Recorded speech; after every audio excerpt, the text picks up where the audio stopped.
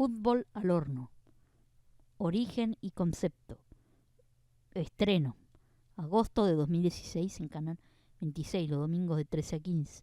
El programa se anunciaba como una propuesta distinta al debate futbolero, más allá del resultado, con foco en la política del deporte interna de clubes y cuestiones que escapan del campo de juego, más allá del fútbol, con chicanas, con gastadas y mucho más, que dieron un salto de calidad. Así, un programa que sale de la nada, con improvisación, con un sentido totalmente distinto a un programa de debate tradicional del fútbol, con muchas más picanteza a la hora de hablar y de estilo definido por Azaro, una voz sin filtro que busca contar lo que otros no cuentan. Una mezcla de irreverencia, humor ácido y periodismo deportivo con un toque controversial y provocador, un humor distinto, humor negro más, que cambiaba y hacía reírnos mucho con cosas que no tenían nada que ver con el fútbol, tenían que ver, pero nada más foco en el humor, con cosas, sketches muy graciosos de cosas icónicas, ¿no? Como podría ser sketches muy importantes como el de Monadeo, por ejemplo, un mono que hablaba sobre, encargaba a los periodistas cómo daban las notas a los jugadores, al que sea, dándole sentido de humor, como que imitaban los grandes periodistas, como preguntándole preguntas que en realidad nunca le preguntaban, siempre eran respuestas, y eso causaba mucho humor. Otros sketch más, ¿no? De River, de 9 de diciembre, por ejemplo, todos esos sketch de que ha pasado un Melori, entonces como le dieron un sentido de humor distinto que a la gente le causó mucha gracia, aunque esos programas por ahí televisión no se hacían tanto, ahora en el streaming por ahí sacaron un poco de ese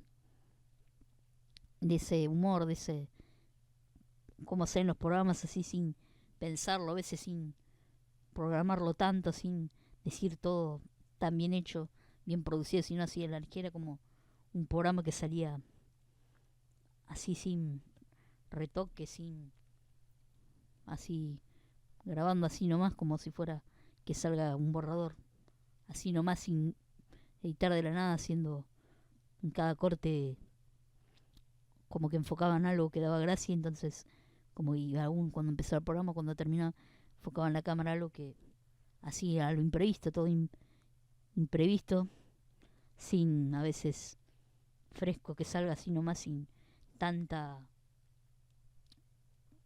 armarlo tan profesional, aunque era profesional, pero le daban otro sentido distinto a algo que no sea tan tradicional y que sea más humorístico, que alegre y que anime a la gente para causar gracia al deporte, que es tan importante. El conductor no evitó declaraciones polémicas como calificar fútbol mexicano como malo, desastre, como paupérrimo, lo que generó fuerte rechazo en redes sociales, como el hablar con los mexicanos en el fútbol, como que eso también daba gracia. Origen y concepto en ese estilo tan gracioso, tan a veces que generaba por ahí, a algunos le gustaba, a otros no, pero ese sentido, ¿no? Del humor que le daban, sin a veces tanta producción o tanta más sencillo, más así como salía. Entonces sí, era muy bueno, porque en ese momento no había un programa así tan gracioso, tan humorístico, tan que causaba tanta gracia en el deporte, ¿no? Que a veces no solo se analizaba lo que había en un campo de juego, sino fuera, lo que podían imitar, cambiar de todos, y también siempre con esa chicana de varios panelistas y esa evolución del equipo que fue agregando sketch, cosas nuevas que hacían cambiar, que el programa sea más llevadero y que no sea tanta solamente analizar fútbol, sino también darle un sentido más distinto, más con mucha comedia, con mucha así nomás incertidumbre, sin tanta incertidumbre, hacerlo así rápido, a la ligera, sin tanta excelencia a veces, ¿no? En lo que es filmografía y todo eso, creo que se destacó más en eso, que sea más distinto, más bizarro el programa, como había pasado, ¿no? Panelistas y evolución del equipo, temporada 2016, panel original, Gustavo César, Boca Junior, Pablo Calvari, River Plate, Boca, Independiente, Borsa, Mauro Gundín, Racing, Igor Belli, San Lorenzo, Marcelo Toscano, Abogado, Pablo Rode, Marketing Deportivo. 2017, nuevo equipo se mantiene Gustavo César, Mauro Gundín, Toscano, Pablo de Rode, se suman Dani Fava, San Lorenzo, Tian Cuadrilli de River y Eli Rossi. Quien suma, retoma el periodismo deportivo televisivo, ¿no? Por ese programa. Otras participaciones relevantes, mal equipo, con la presencia del Tano Santarciero y Pipi Noelo, tal como mencionó Pablo Corrés en una entrevista, empleando sí la diversidad de voces en un gran panel histórico con grandes periodistas, siendo el Dream Team de la televisión deportiva, sin ninguna duda, un equipo que después se desarmó, ¿no? Pero con grandes periodistas, siendo un gran programa para ese momento, ¿no? Que haciendo más entre clubes grandes se gastaban, dando la selección también, todo eso generaba mucho gracia. Bueno, esos son los grandes participantes relevantes, ¿no? Que hacían cosas más cómicas, ¿no? Como también en una sección que hablaban como de qué banda la música cada equipo, eso también, por lo que Rosa decía cosas que por ahí era muy gracioso porque decía cosas que no tenían sentido, y yo sé si eso daba cada vez más gracia que a lo que tenga sentido, ¿no?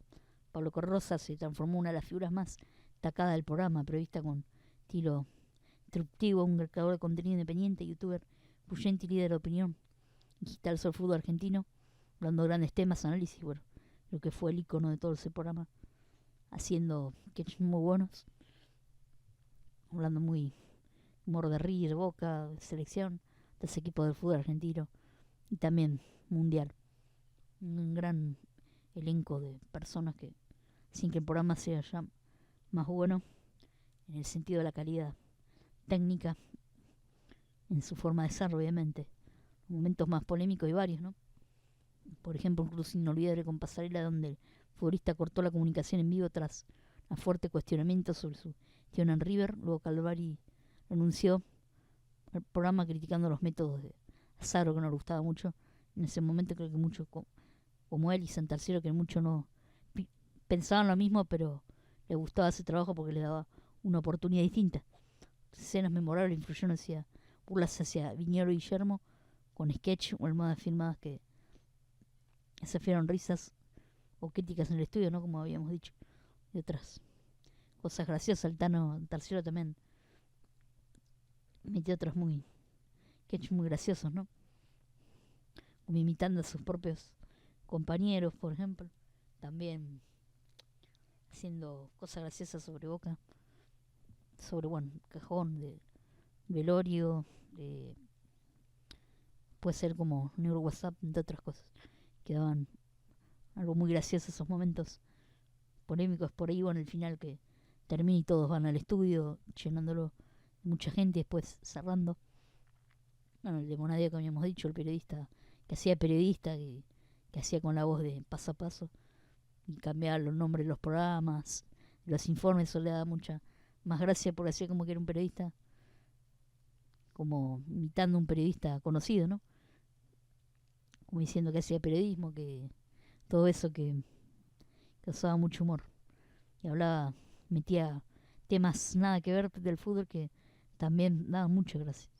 Es el que logró ser el mejor sketch de todos, sin ninguna duda, ¿no? Dándole un sentido más propio de cómo los periodistas siempre preguntan lo mismo, que no son, que no preguntan, sino ya le dan la respuesta ya como hecha. Entonces eso da mucha más gracia en otras cosas, ¿no? Aunque también destacar que ha vuelto este domingo un especial, hicieron, recordando todo, ¿no? También agregando otras cosas que habían hecho, y también estuvo muy bueno dejar que se repita, y eso trajo buenos recuerdos, ¿no? Ese gran programa donde se pueden ver cortos muy buenos,